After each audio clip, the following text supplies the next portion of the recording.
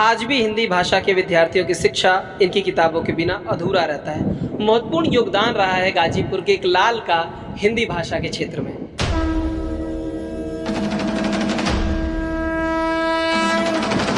मित्रों, गाजीपुर यूपी 61 में एक बार फिर से आप सभी का हार्दिक स्वागत है। और आज हिंदी दिवस है। हिंदी दिवस की हार्दिक शुभकामनाएं आप सभी हिंदुस्तानियों को।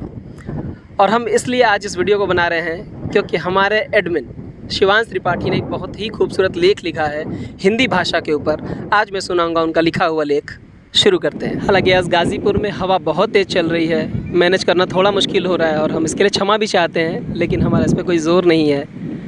अब मैं बताऊं आपको कि गाजीपुर का हिंदी से बहुत ही गहरा नाता रहा है, लेकिन ये मैं बताऊंगा आपको वीडियो में आगे चल के। पहले हम ये जान लें कि हिंदी भाषा क्या है। तो लेख लिखा है शिवांश त्रिपाठी ने, मैं सुनाता हूं आपको। हम हिंदी भाषियों की पहचान हिंदी से ही है। जिस भाषा में आप सोचते हो, सपने देखते हो, उस भाषा को लिखने अथवा बोलने में कैसी शर्म। गर्व कीजिए, क्योंकि अभी सुबह सुबह पढ़ रहा था तो पता लगा कि विश्व में चीनी भाषा के बाद सर्वाधिक बोले जाने वाली भाषा हिंदी ही है। सच झूठ का नहीं पता, पर पढ़कर अच्छा लगा। लेकिन सच ये है कि चीनी और अंग्रेज़ी के बाद सबसे ज़्यादा बोलने वाली भाषा हिंदी है, यानी कि तीसरी। अब जान लेते हैं हिंदी शब्द की उत्पत्ति को। हिंदी शब्द वैसे तो फ़ारसी भाषा का शब्द है। फ़ारसी लोग स को ह बोलते थे। उन्होंने सिंध को हिंद बोला और सिंधी अर्थात सिंध के निवासी और उनकी भाषा को हिंदी कहा। वैसे तो सभी भाषाओं की जननी संस्कृत ही है और हिंदी की भी। संस्कृत से हिंदी बनने का क्रम इस प्रकार रहा। सबसे पहले आया संस्कृत, फिर पाली, देन प्राकृतिक, अपभ्रंश, अवहट, हिंदी। अब इसी क्रम में कुछ बातें संस्कृत पर भी। संस्कृत भी दो प्रकार के रहे। पहली तो वैदिक संस्कृत, जिसे देवताओं की भाषा कहा जाता है और इसी भाषा में वेदों की रचना हुई। दूसरी हुई लौकिक संस्कृत, जिसे ब्राह्मणों की भाषा या पुरोहितों की भाषा कही गई।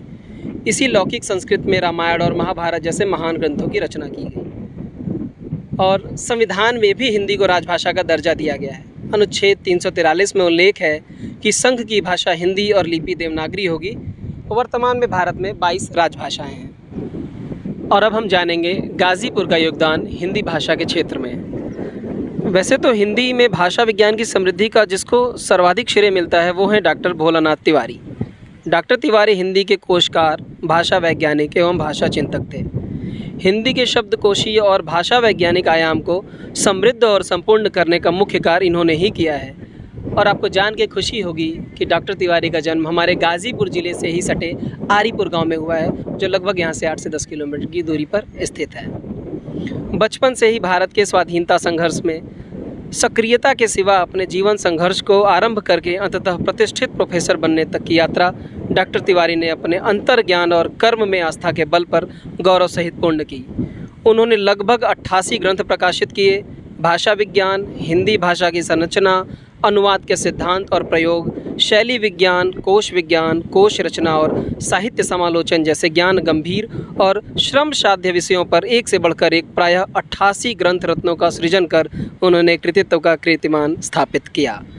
आज भी हिंदी भाषा के विद्यार्थियों की शिक्षा इनकी किताबों के बिना अधूरा रहता है। महत्वपूर्ण योगदान रहा है गाजीपुर के एक लाल का हिंदी भाषा के क्षेत्र में। अपने ज़िले की मिट्टी ने बहुत सी विभूतियों को जन्म दिया है। आज हिंदी दिवस है।